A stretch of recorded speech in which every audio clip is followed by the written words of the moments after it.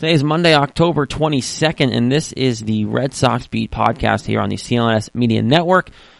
Of course, I am Jared Scally alongside Jess Thomas today. This week's going to be all about the World Series, and of course, recapping the ALCS as the Red Sox are squared off to face the Dodgers in the 2018 World Series.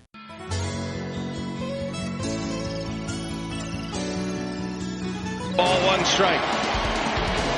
Kimbrel deals in the air, deep left field, hit well. Benintendi on the run. He's got it! And the Boston Red Sox are headed to the World Series. The Red Sox will celebrate on the road once again. World Series bound.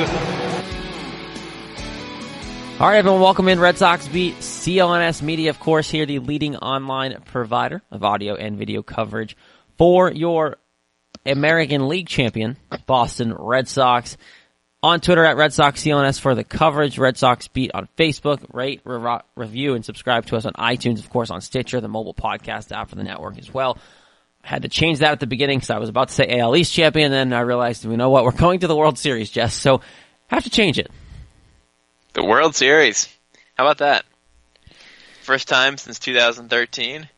Long time before we started this show. So this is the first Red Sox Beat where we're talking about the World Series Red Sox. Isn't that awesome? It's amazing. We're going to get to a lot tonight, obviously. Perfect timing with everything because Red Sox ended it a little while ago.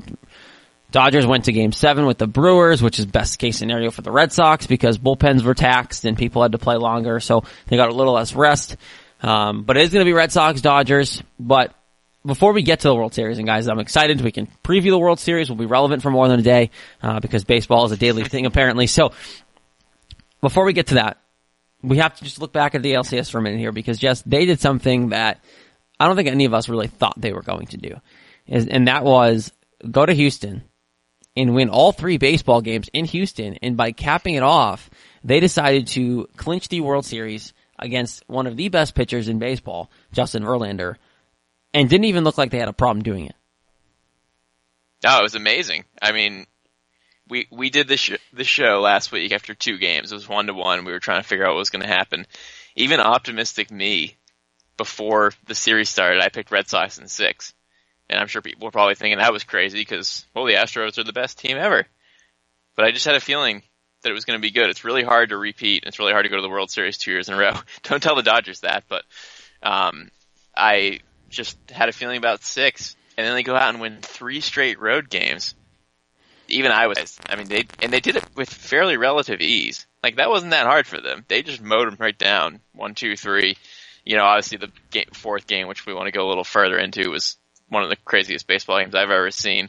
And that was pretty dramatic. But Game 3 and Game 5 were not that difficult. They just kind of steamrolled them, and the Astros just put up no resistance, and the Red Sox just did what they've continued to do all season long, is win, win, win, and hardly ever lose.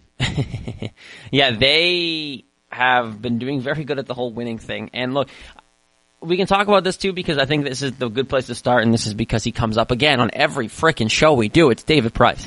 And you can't stay away from the guy, good or bad, and we have to talk about it, and you might as well talk about it because it's the big news. And I'm going to ask you first because this question was asked as soon as he came out, as soon as he got that win, they won the game, they're going to the World Series on the back of David Price. Oh, yeah.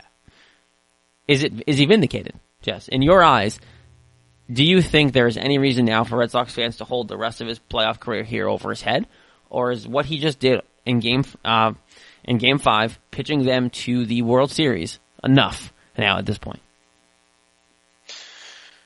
Well, I mean, he obviously still has a bad postseason record. That's not going to change and win. But in terms of... I mean, he's 1-9. It's going to take a while to fix that. Exactly. But in terms of people holding it over his head, this was a pretty big deal. He pitched 6 scoreless innings and looked fantastic after the start before that we had talked about where he didn't look great, but he didn't look terrible.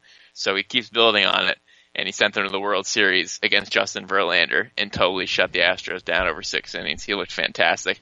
Of course, I would like to see 1 or 2 more postseason starts where he's good, but this is a huge step in the right direction, and I don't think people can complain at this point. I mean, he had a great regular season, and then a terrible start, Yankees, subpar start versus the Astros, and then a great start. So it's like, overall this season, he's been really good, and as much as we crap on him, and I still don't know how big of a fan I am of him because I just don't like all the stuff he did in the past.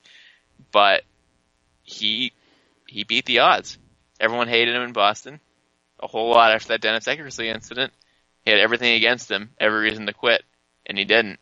And here he is going to the World Series. I mean, that's pretty respectable. And that's one of the things that Cora, got a lot of flack for coming in was, why are you pitching him Game 5? Why are you giving him the ball back? Why not put him in the bullpen and just be done with it? He believed in him, and I think this is a big thing of, you need David, and this is something we've been harping on almost all year now, Jess, is you need David Price to win a World Series. If David Price can't come through, if David Price can't be himself in the playoffs, then you were never going to have a chance to win the World Series just because of the way your rotation's set up. Right, and Chris Sale only pitched one game, so that's even more reason. You already lost your best pitcher. Now you really need David Price, and he did it. I mean, they won Game 2 that he pitched, and they won Game 5 that he pitched. So that's 2 of your 4 wins right there. Is him. I mean, they literally won the series basically without Chris Sale because the only game they lost was the game he pitched. So, I mean, it's incredible. We said it all year. You need David Price to pitch well, and he did. Yeah, and you can almost make an argument that you didn't even need Chris Sale to get to this point because of the way the other guys have stepped up. Right. And you got you've gotten 70% of Chris Sale, and apparently he was in the hospital because of a belly button ring. I don't really believe that. I think it was a joke. Yeah. I think it was just him messing with the media. But that being said, if he's fine and he's healthy, and maybe there was just a situation he was dealing with, and if he's gotten some time off here, he's pitching Game 1. There's no reason to not give David Price the ball at this point in Game 2. You have to give it to him. Well, yeah, I mean, earned that with sending them to the World Series, and I don't like the argument that I've heard, which is a valid argument of there's less pressure because they were up 3-1. I get that, but if you look at the other side of it, it's Game 5 of the ALCS. You have a prime opportunity to knock the defending champions out and not even have to go back to Fenway Park. That is pressure. I know it's not like Game 7 pressure, but if he lost this game and then they somehow went and lost the next 2 games at home, then everyone would be saying, well, he should have pitched better in that huge Game 5 in retrospect, So it was a big start, even though it wasn't the Game 7. I've heard a couple things too, and I don't really take too much stock into this because I don't really think the whole nickname he's earned, David Tinkly Fingers, whatever they like to call him nowadays. Because right away people were starting to say, well, it was indoors, so I put an asterisk on it because it wasn't in the cold. It wasn't in the cold. And I get it. Trust me. I know it wasn't in the cold. It was in a controlled climate, and he's going to have to pitch in the cold here because obviously it's not going to be that cold at Dodger Stadium. But you look at the way he pitched, he did what he was supposed to do. He was indoors, he was controlled climate, and he pitched well. He hadn't even been able to do that last year because they played the Astros last year. The way that everyone now is just trying to find excuses, there's no reason to at this point. I think he's earned it. I think you have to believe that he's going to go in and be able to pitch well. And the Dodgers have a good lineup too, but I honestly think that there's no reason for you to give him flack at this point, and just kind of have to respect and be happy for him, the fact that he actually pulled it off. Because I didn't think he was going to. No, I went back and forth on it for sure. I wasn't sure what to expect in Game 5. I thought he might do well just because of the whole storyline of the whole, him coming through at the biggest moment when you never expect it. It almost seemed scripted in that. Obviously it's not scripted, but it seemed scripted in the way of he's never won a playoff start. He could send him to the World Series. He pitches incredible against one of the best postseason pitchers in history. It was all perfectly lined up to be that storybook, fairy tale, and he did it. So I kind of expected it in a way, in a weird sort of sick way, and it worked out, right? It worked out great. I mean, because it almost goes back to what you're saying too. It's everyone's like, oh yeah, well, you have to. There was really no pressure on him.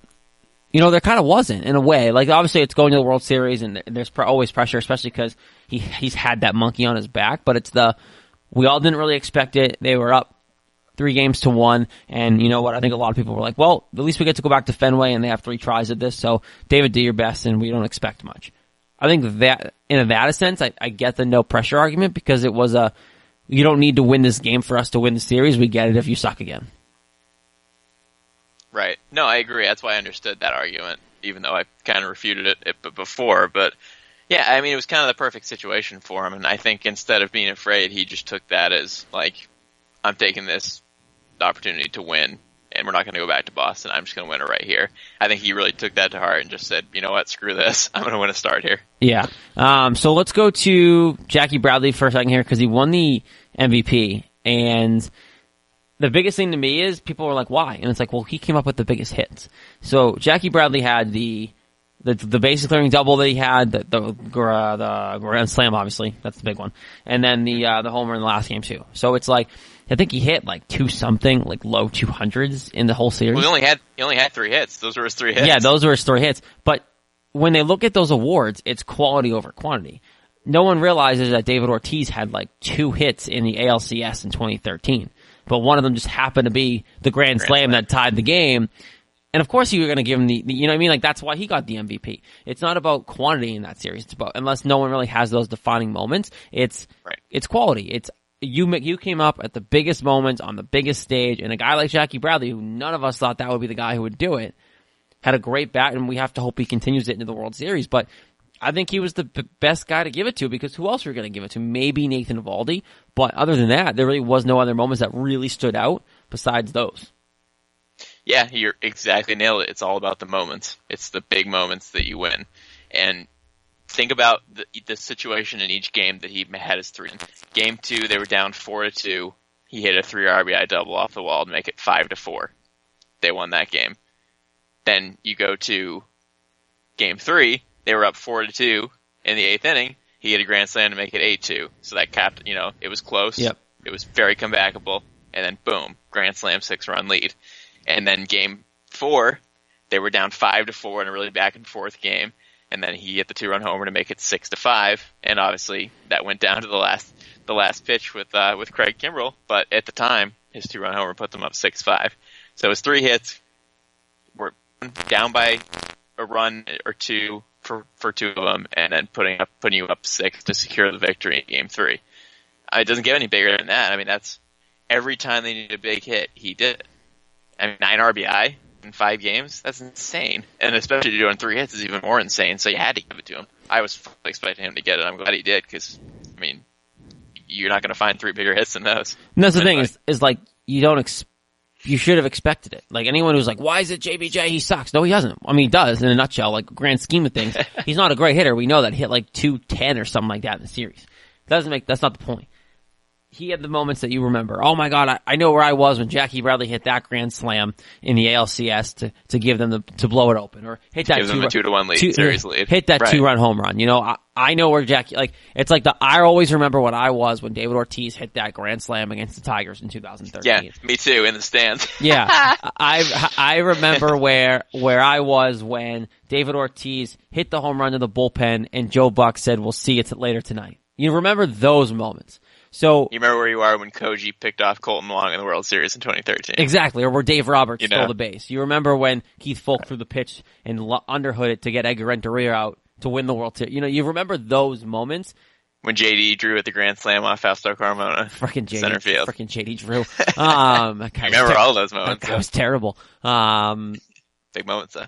Exactly the point. JD Drew sucked. JD Drew sucked, but he had those big moments. So that's the point, is he deserves it. Anyone who thinks he doesn't, that's weird. And I'm one who's always been against Jackie Bradley Jr. I wanted them to trade him a long time ago. I still think you could get some value out of him, to be honest. But like, the defense right now, it's worth it because you have the best outfield in the league. You're seeing that. They're winning you some of these games. The diving catch from Benintendi this week. You had the throw out from Betts at the second, from right field. You had these big moments from the outfield. So, look, Jackie Bradley, MVP, hands down, and there's really no question about it in my eyes, just because those are the big moments that we had.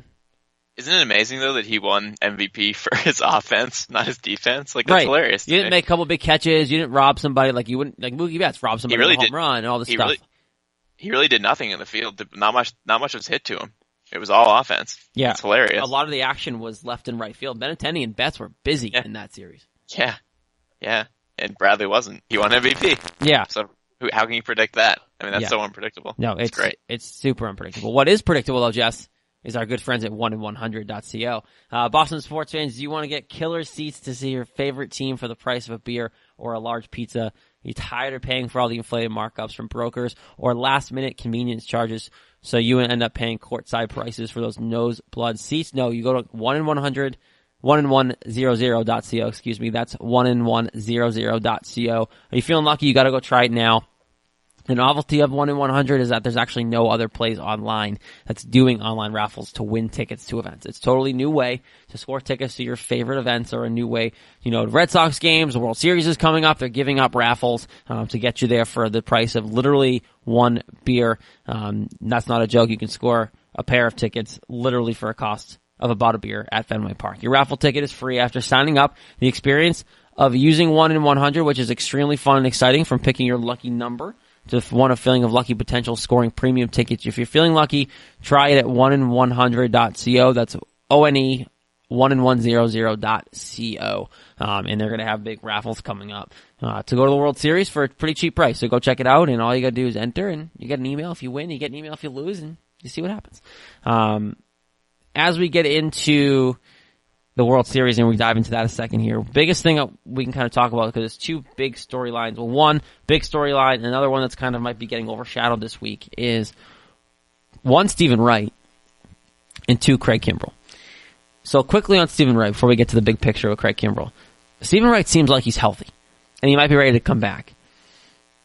I don't even know if there's a spot for him, which is sad. You don't really need him as a starter. He'd come in as the bullpen guy. Do you want him in the bullpen, Jess? Does he have a spot? I would consider it, depending on who you're going to replace, but the bullpen seemed okay enough that you might not need to put Stephen Wright on the roster for the World Series. Yeah, isn't that funny? We thought he was going to be so important in the first two rounds, or at least the first round to start, and then we knew he wasn't going to be in the second round once that happened, but we thought he was going to be such an important cog. We thought he was going to be the eighth inning guy, and maybe he would have been, because starters pitch the eighth inning quite a bit, so it's possible. But they went 7-2 in the first two rounds without him, even though he was expected to be such a big part. So I don't know if you need him. I think they're good enough without him. I mean, between Brazier, Barnes, Kimbrel, whatever starter you put out there, maybe a little Hembree action. I don't know. I think that between their starters and the guys they have in the bullpen, you might not need him. I think it would be good to have him just for insurance purposes, and he could help. Not sure who he'd replace. That's Cora's decision, not mine. Yeah. But I think he'd be good to have, but I don't feel like it's as necessary as maybe we would have thought a couple weeks ago. Well, that's the thing is, who is it? Is it Hembree you take off? You're not going to take Joe Kelly or Brazier or Matt Barnes off for him by any means. Right. Do you take? It'd be a position player, right? It'd be either a position player or you take Erod off. But you'd have to consider it might be a position player. If that's the case, who do you take off? But yeah, in terms of Erod, is Wright any better than Erod? Probably not. I don't know. Not. At that point, you have the lefty, right? So I don't think that they would not do it. I think Stephen Wright to Erod would be a better option, in my opinion. But they also have to make sure he's 100%. Because I don't want to put him on the roster, take Erod off, and then find out he's not ready to go. So it has to be a pretty clear-cut decision. He's healthy, but I think he's valuable in a way, because I still think going from Joe Kelly to Stephen Wright's a major switch, right. just even for an inning. So or Stephen Wright to Kimbrel. Exactly. So if you really need him, I think it's worth it, but only if he's 100%. Yeah, well, that's definitely the first key, is to make sure he's healthy. But we're also playing a National League team now, so it makes more sense to have more hitters, right? So you can have pinch hitters and stuff like that. So that makes even less reason to have Wright instead of a position player. So I think if you're going to have him, it's going to be instead of a reliever. So yeah, maybe Hembree or Erod, or maybe they just say, we haven't needed you up to this point. We're going to continue to not need you. I don't know. That's a tough decision. Yeah, I don't know what they're going to do, and Cora seems to have pressed all the right buttons so far. Yeah, that's 100% accurate. So I trust at this point. I just don't trust him not to do the right thing at this point. So that's going to be a wait and see moment. The other thing and this is kind of a nice segue to Alex Cora making the right decision, is the Craig Kimbrel situation that's happening right now. Because going into this World Series, and we're going to talk about fully in a second, Craig Kimbrel has not looked good. He's had command problems. He's been a liability. He almost gagged a couple games, and the first game that he looked decent was the clincher, and that was after Eric Gagne apparently called Cora and said that he was tipping his pitches. So did they find something? Is he fine? Because since that happened and he pitched again, he looked better. So maybe that was it, and maybe they found something, and now he's good to go. I don't blame him for keep going to Kimbrel, because one, who the hell else are you going to give the ninth inning to, really? And two, right, he's been great for 80% of the season. Yeah, so. And I also call BS on the people that are saying, well, why did you put Kimbrel in the ninth? Blah, blah, blah. He's terrible. You should have let Evaldi keep going. No, because if you don't go to Craig Kimbrel in the ninth and you still win, which you were going to most likely, then what happens at the World Series? Now mentally is he okay? Like he's been your closer all year. You have to believe in him, because if you don't for one situation in the biggest moment, the reason why he's here is to close out this series and go to the World. That's why he's here. If you don't trust in him, then what happens in the World Series? Is he a mental case? Is he going to have even more command problems? Because we don't really know what the root of this is. It seems to be cleared up since Garnett pointed to tipping the curveball, because it seems like they believed, anyway, Cora said this, that they thought he was tipping his curveball. But that being said, there's no way you can not go to Kimbrel in any of those situations, because you have to worry about mentally, what does he think about himself if you don't go to him? Yeah, you brought up a lot of good points there. A lot of what I was going to say for sure. I'm really fascinated how much Cora trusts him, because there was no hesitation. David Price warming up in Game 4, and he just kept pitching Kimbrel. It's 6 outs, first 6 out save he's gotten, and he just kept going with him, and it barely worked out, but it did. And then, he pitched 2 innings the night before and struggled mightily, and then Cora brings him in for the 9th inning of the most important game to go to the World Series. So it's like he kept throwing him out there, and his numbers were garbage, but he got every save. Somehow, some way, because of the lead that he had, he managed to get to save every game despite pitching terribly. But Cora kept going to him, and he kept trusting him, and that says a lot if you're a pitcher or a player, anybody. If your manager keeps going to you, even if you're struggling. So I questioned him coming into Game 5 only because he threw so many pitches in the game before. But I think it was the smartest thing Cora could have done in hindsight now, because one, knowing about the potential of him tipping pitches. Two, the other thing was does he have a mechanical issue? They're trying to figure that out. And I noticed in Game 5, he didn't stick his leg out as far before he threw the pitch. So it looked different. It looked like an easier throwing motion than it was in the game before. And he got 3 outs, got 2 strikeouts, walked 1 guy, but he's always been wild. So that's not really surprising. So I think to give him the confidence that they still believe in him, 1, 2, fix his mechanics and see how he pitches, and then 3, give him 1 good outing before we go to the World Series. Like you said, if he finished with that Game 4 disaster and then went to the World Series, nobody's going to feel good about that. Nope, not at all. And I think people are going to feel right. I think people are going to feel better about it now, knowing that he pitched a fairly clean, much cleaner than his other games, Game 5 of the World Series. I mean, of the ALCS. So I think that was a brilliant move on Cora's part. I didn't like it just because of how much he pitched, but I mean, give him all the confidence in the world, and I don't want anybody else pitching the 9th inning. This guy was lights out from April to mid-August, so hopefully he figured it out, because he's been all over the place and he's kind of a disaster. But that's the guy I want in the mound in the 9th inning of Game 4 when you're about to sweep the Dodgers. I don't trust anybody else to do the 9th inning.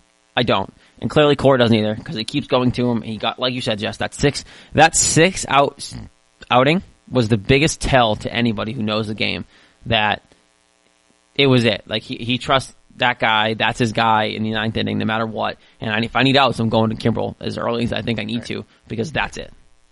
If he blew it, then Cora's going to say, "Fine, he's my best guy." I'm still going back to him tomorrow. Like that's it. Like it's the guy he wants on the mound, and that's a big thing. And this can be the kind of way we segue into the World Series talk here, because he's had control issues. There's no doubt about that. Is it going to hurt them? Are you okay with him being in the 9th inning? Do you think he's fixed? Because now you're facing a Dodgers lineup that, as much as Houston gets credit for being a potent lineup, the Dodgers aren't too shabby themselves. Yeah, I mean, you're going to need him to be sharp, but I guess, a good way to combat that is to score enough runs that it's not going to matter. This is true. And the offense, and really? To be fair, this is something that we talked about before, like doing a lot of playoff preview stuff, especially because we knew they won the division so long ago that we started talking about this even in September. It's the offense is going to have to carry this team, right? That was the biggest narrative of, you're the best offense in baseball. You have a pitching staff, yes, but it's not great. If you're going to win games, your offense needs to come through in big moments and continually get your runs. They've done that, right? They've won all these games by coming up in big spots, showing why they were the best offense and showing why they had 108 wins this year. So that's why Kimbrel was able to be absolutely terrible and still get every save because he had enough of a lead because of the offense. Exactly. Every time. So biggest key for me going into the World Series is the offense better hit. Because if they don't, you're screwed. You're going up against Clayton Kershaw for one. Like, you guys have to hit as an offense, or this Red Sox team's not going to win. And that goes back to our original stance, especially mine, at the beginning of this offseason, at the beginning of the postseason. You have to hit. You have to be the best offense that you were, like you were all season long. Because if you don't, you're not going far. If they get to the World Series and then the offense stalls, they're not going to win this series. They're not built to win 2-1 games, 1-0 games. They're not built to win those. Right. No, they're not. So you want the offense to show up, and I think they will. So, I mean, let's start here. Let's start a little breakdown. Let's start with the offenses. So, obviously, you know how good the Red Sox offense is. You know, they led the majors in a lot of things. They led the majors in average, 268, and they were ninth in home runs. Not quite as many home runs, but obviously the doubles between, you know, Betts doubles, Bogart's doubles. They led the league in doubles by 33 over the second place team. So that wasn't even close. I mean, they just destroyed everyone in doubles. They had the most runs in addition to the average and the doubles. They had the most hits by 60. So that wasn't even close. Insane. They had the most RBI in the league. So they almost ran the table in terms of offensive categories. The Dodgers are not even close to that. The Dodgers hit 250 as a team in their average. They had the most RBI because obviously they're in the World Series. They're going to be good at something. They had the most home runs and the most RBI, but their average is down. Hits, they only had seventh best in the National League. So their offense is clearly not nearly as good as the Red Sox. There's no doubt about that. But they are good. There's a reason they're in the World Series. And it's fascinating because they were so bad for the first couple months of the season. If you remember, they were third place, they were under 500, and they slowly came back. They got their players healthy, and then made a run when they needed to at the right time. And I think took advantage of maybe an NL that wasn't as good because there were certainly no 108, 103, 100 win teams in the National League. So it's hard to know how good they are. I think their offense is good, but I don't think it's as good as the Red Sox. Well, that's the thing is you're also talking about a team that people were really concerned about earlier on in the year. Struggling, not producing, were they getting along, were they going to have to break it up? And then obviously they came back around, and look, they're back in the World Series again. I just don't have faith in some of those guys to come through. Like Yasiel Puig, yeah, I know he can hit the crap out of the ball, but is he really as clutch as some of the guys the Red Sox have? No, probably not. The biggest thing for me is Chris Sale. I think Chris Sale is one of the bigger storylines coming into this World Series. If you get him back to even 90% of Chris Sale, you're winning the series, because I think that the reason why you are so good as a team is because you go as Chris Sale goes. Now, obviously, it's not as 100% true because they won without him being his best. But at the same time, now he's rested. I think Chris Sale, game one, I don't think there's any doubt in my mind that he should be the game one starter. And I don't think anyone's really questioning Cora's decision there. But at the same time, you need him to get off to a fast start because this offense isn't great. The Dodgers, not as good as the Red Sox, but it is a good offense, and if you give them a chance to hit the crap out of the ball, they're going to do it, especially at Fenway. Right, and their pitching is good, too. I mean, like you said, Kershaw, you got Walker, Buehler. I mean, they got some good pitching. I'm looking at their numbers here, too. They are second in the majors in ERA behind the Astros, and they were fourth in the majors in opponent batting average. So they've definitely got good pitching, which is going to be fascinating. It's the best offense in the league by far. So, yeah, I mean, it's a good matchup in terms of, you know, strength versus strength, but I have trouble, like, taking them with how bad they were earlier in the year and just how much better the AL was in the NL, and then seeing the Red Sox just roll over 200-win teams. I mean, who's going to pick the Dodgers in this series after watching what the Red Sox have done in the playoffs all season? I think in some places they'll be favored. I think right now the Red Sox are favorites, if not. I don't know how they wouldn't be. I think they are. I haven't looked, but I think they are. But the biggest thing to me too with the pitching stuff is that the strikeout leaders for the year, the Red Sox were fourth in strikeouts as a pitching staff this year. Guess who the other three were above them? There's Yankees, Astros. I'm not guessing. I'm looking. Oh, okay. Cheater. the three teams that they might win to go to the World Series are the three other teams above them that struck out more guys this year than they did as a staff. So that's fascinating. Their staff is right up there with the league's elite in terms of striking guys out. Obviously, Chris Sale's a big number to that because he's a big strikeout guy. But you don't get to fourth in strikeouts as a pitching staff without having a pretty damn good pitching rotation, bullpen, and obviously closer. The three other teams above you, you just beat Houston, who led the league in strikeouts as a pitching staff. You beat them. The Yankees are right behind them second, and now the Dodgers are third right above you. So you have good pitching on display, and the Red Sox offense still took these guys to town. So that's something to really kind of, as a Red Sox fan, take it as a, hey, you know what? If this Red Sox offense can go against the two staffs that kind of provided the most strikeouts, Dodgers shouldn't be a problem. Right, the Astros and Yankees certainly appear to be better teams than the Dodgers, at least by like a small margin, if not larger. So that's really fascinating that those three teams are the top three strikeout teams. I mean, you saw what the Red Sox, they got 16 runs on the Yankees in Game 3. They absolutely dispatched the Astros on the road. Quite a bit of runs. You know, they scored 4, 8, and 8. So that's pretty high output. So I think that, and this offense is so good that if you can do what you did against those two teams, especially on the road, as you know, 5-0 on the road in the playoffs so far, if you can do that against the two top strikeout teams, then what can't you do? Yep. I mean, they would have to have a colossal collapse to not win this series because there's so much. But I mean, they've been the best team in the majors by so much all year, and they just beat the other two best teams. I mean, how would you even come close to losing? That's the thing is team? The ALCS. You had the two best teams in baseball in the ALCS. I think a lot of people, including myself, said the winner of that series is basically the winner of the World Series in my eyes. Because you look at the two teams, Milwaukee and the Dodgers. It took them 7 games. I thought you'd run the floor in Milwaukee. I just thought they're a better matchup for you as a team. But it took the Dodgers 7 games to beat them. So, yeah, it was a great series. It's good baseball. But overall, how can you pick against either? And if the Astros win, I would have probably picked the Astros to win again. Because how can you pick against one of those two teams to fall to, and basically, in my opinion, honestly, inferior teams? Right, exactly. I mean, in terms of games played, too, the Sox have played 7 games this playoffs. The Dodgers played 11, right? 7 against the Brewers, 4 against the Braves.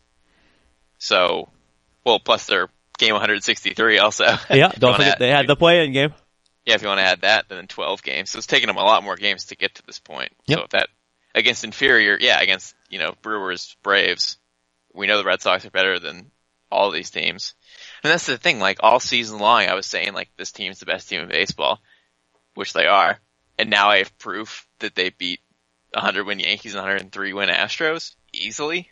Not even taking didn't even take the Yankees to 5, didn't take the Astros to even 6 or 7. I mean, if you weren't convinced that the Red Sox were the best team in the majors before the playoffs, you sure as hell are now. Yeah, if you don't pick the Red Sox in this series, if you are a betting man, you're basically a Dodgers fan, because the way this Red Sox team has played together, I'm done questioning everything that they're doing.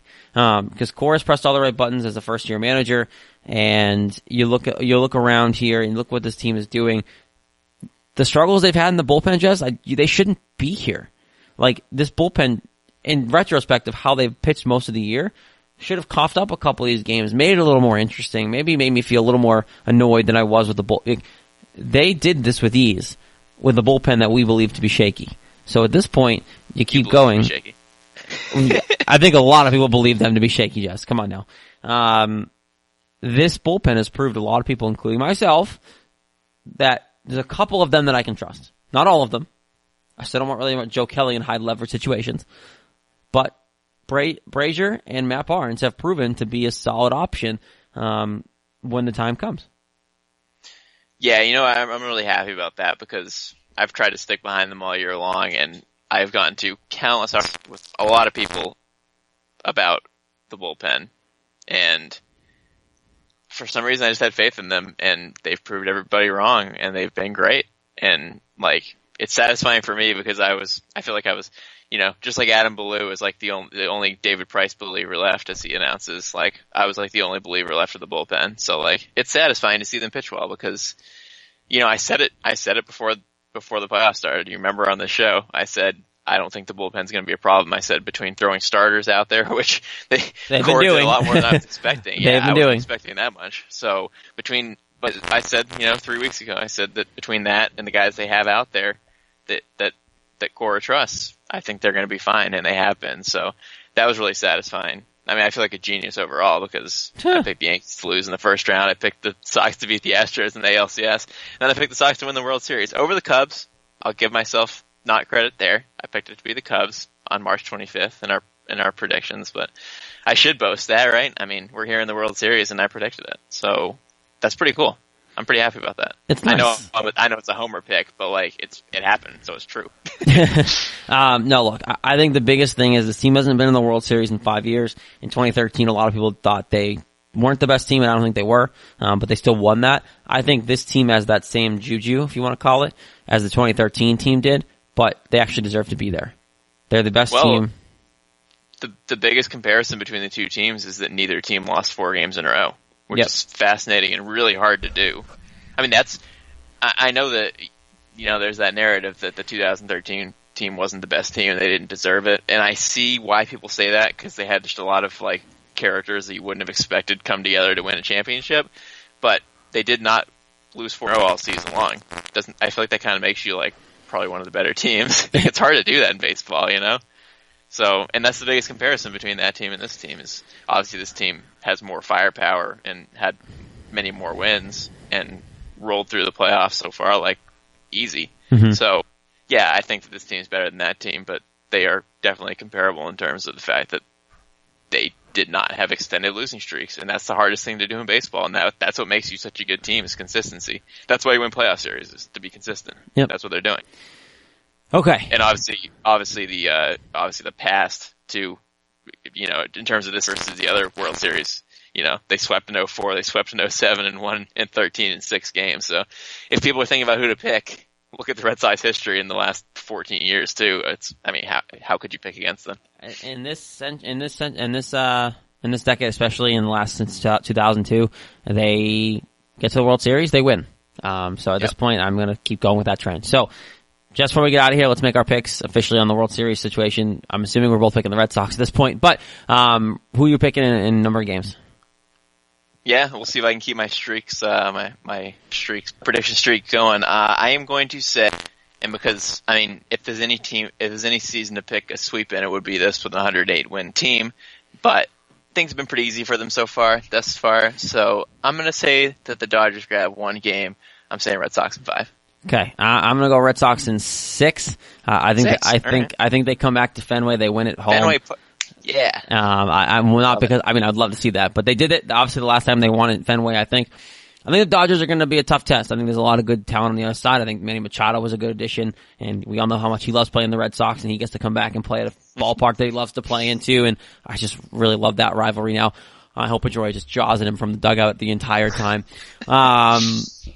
It's going to be a fun series. I think Justin and I especially, and speak for all of you, I think out there listening, that you're all very excited for this series. Tuesday night starts the series against the Dodgers. Hopefully next week we could potentially be talking, good news. But if it's a sweep, we'll be talking about a World Series champ. If it's a sweep, we'll be talking about a ring. But otherwise, we'll be back next week to talk about what's been going on. But don't forget our show and our picks especially are brought to you by our good friends at Robinhood. Robinhood is an investing app, of course, that lets you buy and sell stocks, ETPs, options, and cryptos. It's all commission free. They strive to make financial services work for everyone, not just the wealthy. Not intimidating way. It's for stock market newcomers to invest for the first time, like myself, with true confidence.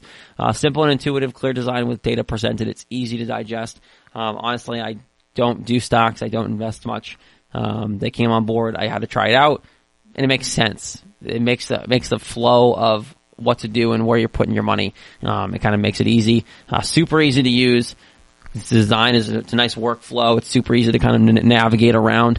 And the only really way to do it is you learn by doing it, and you got to build your own portfolio. And Robinhood is really good at helping you do that. So what we're doing is giving our listeners, Robinhood is giving our listeners a free stock like Apple, Ford, or Sprint to help build your portfolio. You can sign up at redsoxbeat.robinhood.com.